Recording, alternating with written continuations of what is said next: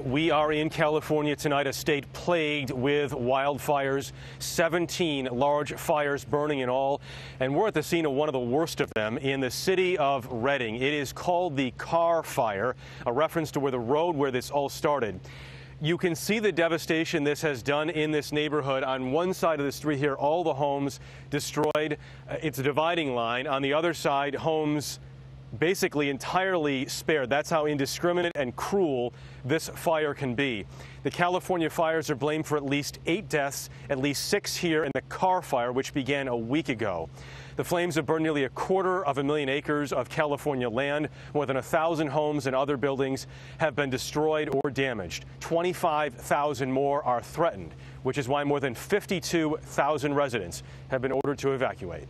I knew at the time that okay, it's gone, it's going, it's gone. You know, I just take a deep breath and go back to work.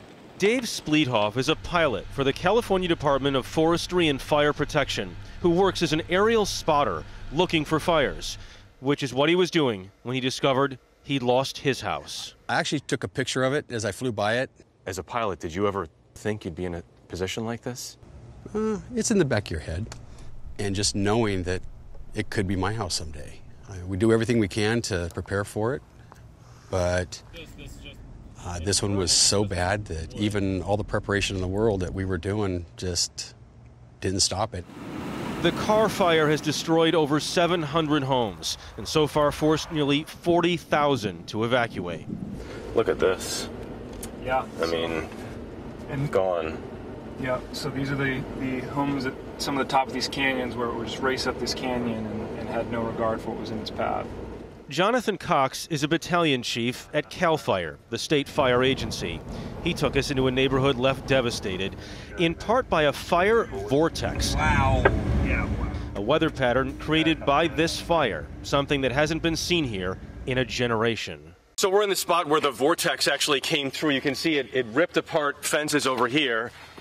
Here, took tops off trees, and while it was at it, burned this house down, burned out both of these vehicles. You can see there's a firefighter hose. Presumably was trying to stop this fire, but it got too hot and was just too much. That's how quickly this fire moved.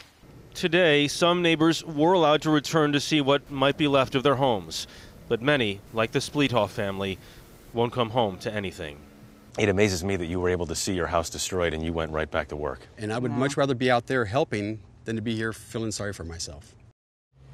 Amazing to see the resilience. There are 12,000 California firefighters working the fires burning here, and firefighters from as far away as Florida have been brought in to help tonight. The Carr Fire is 20% contained.